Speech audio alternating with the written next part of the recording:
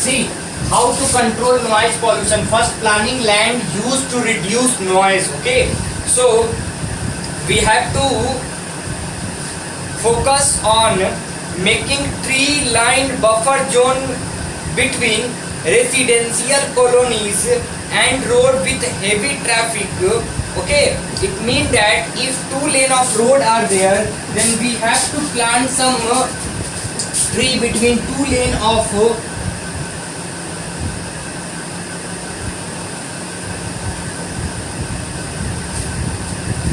Okay,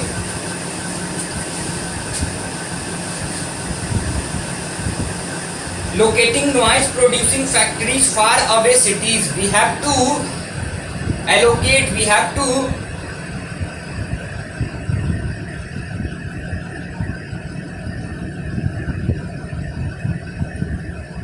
noise producing factories put far away from cities to reduce or to control noise pollution. Okay. Second, reducing noise emission by developing low noise products. Okay, we have to develop low noise products. Developing low noise products. Okay, the emission of sound, the emission of vibration is low, hence the noise will reduce. Better silencer of automobiles can reduce noise pollution. Okay, to reducing noise emission. Okay. Third, measures such as screen and enclosure of around machinery to obstruct the path of noise. Okay. This help people working in living near factories. Those people who are living near the factory, they are suffered 24/7 by noise pollution. How they control their plugs for the people working in a high noise producing industry. We have to work on it to reduce noise pollution in such areas. Okay. Now let us move to another method. Measures at home such as double glazed glass in windows to keep out noise. Okay. If we put double glazed glass in window, then the sound is not transferred from outer to inner part of room. Okay. Control over recreational noise such as use of loudspeakers, certain areas such as hospital and educational institute. We have to declare no horn zone. Okay, especially for hospital and institutes, educational institute.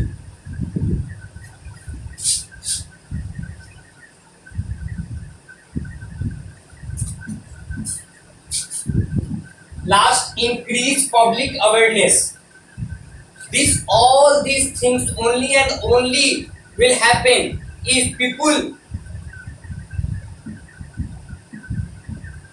or the participation of people are there. Okay, all these measures can be succeed only by participation of public.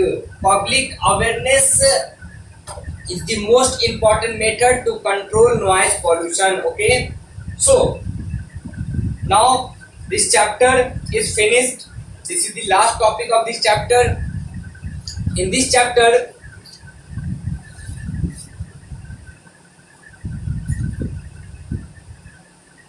we learned about how sound is produced, vibration, sound waves, oscillation, amplitude, about pendulum, time period,